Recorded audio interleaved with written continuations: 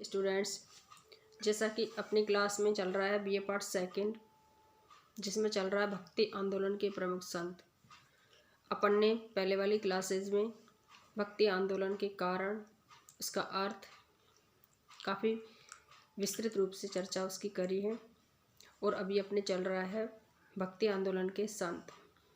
चूँकि कोई भी विचारधारा अपना स्वरूप जब शुरू करती है तो उसके लिए कई विचारक या ऐसे संत होते हैं जो अपनी विचारधारा का प्रचार प्रसार करते हैं। ऐसी स्थिति में जब भक्ति आंदोलन का भारत में प्रारंभ हुआ, उस समय भारतीय जनता उसको ये एक तरह से मार्गदर्शन नहीं हो रहा था कि उनको क्या करना चाहिए और क्या नहीं करना चाहिए।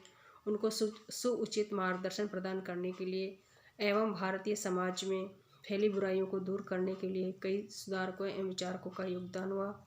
उनमें कई संत हुए, जिनमें कुछ अपन ने देख लिए हैं और आज अपन देखते हैं कि और कौन कौन से ऐसे संत हैं जिन्होंने भक्ति आंदोलन की एक विचारधारा का प्रचार प्रसार करके भारतीय समाज एवं जनता को एक तरह से नया मार्गदर्शन प्रदान किया और भारतीय जनता एवं समाज में फैली हुई कुरीतियों, छुआछूत और आदि बुराइयों को दूर करने का उन्होंने प्रयास किया। उसमें अपन देखते हैं कबीर। चूँकि वैसे कबीरदास जी के बारे में कहा जाता है कि उनका जन्म होते ही उनके माँ बाप का अंत हो गया था। वो एक विधवा के गर्भ से उनका जन्म हुआ और उसने समाज की एक बुराई से छुपने के लिए या बुराई को छुपाने के लिए उनको किसी नदी किनारे छोड़ दिया था। वहाँ से नीरू नामक व्यक्ति उनको अपने घर ले आए और उन्होंने अपने बच्चे की तरह, बेटे की तरह उनको पाला पोसा और उनको एक तरह से अपने बेटे के रूप में उनको बड़ा किया। अपन देखते हैं कबीर जी का भारतीय जनता एवं समाज के लिए क्या योगदान रहा। कबीर भक्ति आंदोलन के ऐसे प्रथम संत हुए हैं जिन्होंने हिंदू तथा मुस्लिम धर्म की एकता पर विशेष रूप से बल दिया था। कबीर जी वैष्णव संत रामानंद जी के शिष्य थे। कबीरदास जी जाति प्रथा का घोर विरोध करते थे। जाति प्रथा को उन्होंने कभी भी समाज में स्वीकार करने के लिए अपना प्रयास नहीं किया और जाति प्रथा का उन्होंने घोर विरोध किया। आगे इसमें देखते हैं अपन, कबीर जी संन्यास में विश्वास रखते थे, सन्यासी रहने में विश्वास करते थे, लेकिन उन्होंने गृहस्थ जीवन में रहकर ही परम तत्व की प्राप्ति के सिद्धांत का समर्थन किया था। क्योंकि कबीर जी इस बात में विश्वास करते थे कि संन्यास इंसान को ले लेना चाहिए, लेकिन गृहस्थ आश्रम को उन्होंने एक परम तत्व या भगवान की प्राप्ति के लिए उन्होंने सर्वोत्तम आश्रम माना था। कबीरदास जी अनपढ़ थे।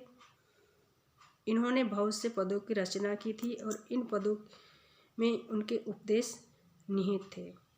कबीर जी के शिष्यों ने मिलकर के एक ग्रंथ की रचना की जिसका नाम था खास ग्रंथ। इस ग्रंथ का संकलन उनके शिष्यों द्वारा किया गया और बीजक ग्रंथ की रचना भी इनके शिष्य मागोदास नामक एक शिष्य ने की थी। बीजक ग्रंथ जो कि कबीरदास जी का माना जाता है, इसकी रचना भी इनके शिष्य द्वारा ही की गई थी, जिनमें इनके उपदेशों का संकलन किया गया था। इसी में अपन आगे देखते हैं कि इस प्रकार कबीरदास जी भक्ति आंदोलन के एक महान संत माने गए हैं। वैसे कबीरदास जी बिल्कुल अनपढ़ थे, लेकिन उन्होंने गृहस्थ आश्रम में रहकर ही अपने आध्यात्मिक जीवन की उन्नति को प्राप्त करने का एक तरह से प्रयास किया था। उन्होंने इसी बात पर जोर दिया कि अपने आध्यात्मिक जीवन को गृहस्थ आश्रम में रहते हुए ही सुदृढ़ अपन बना सकते हैं। इसी में अपन आगे देखते हैं कि अगले संत कौन से हुए और उन्होंने भारतीय समाज के लिए क्या क्या योगदान किया। अगले संत थे नानक जी।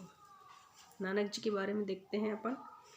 कबीरदास जी की तरह नानक जी भी एक निर्गुण पंथी संत थे। अपन ने देखा था पहले कि भक्ति आंदोलन क्या है, उसके अर्थ में और उसके प्रकार में निर्गुण एवं सगुण विचारधारा यानी दो प्रकार की विचारधाराएं मानी गई थी। निर्गुण में यानी जिसमें ईश्वर के स्वरूप को निराकार माना गया है, उसका कोई रूप या आकार उनका नहीं माना गया है। इसको निर्गुण विचारधारा कहते हैं। और सगुण में ईश्वर को साक्षात एज ए व्यक्ति की तरह मान करके, यानी कि साक्षात ईश्वर को मान करके चलना ही सगुण विचारधारा है।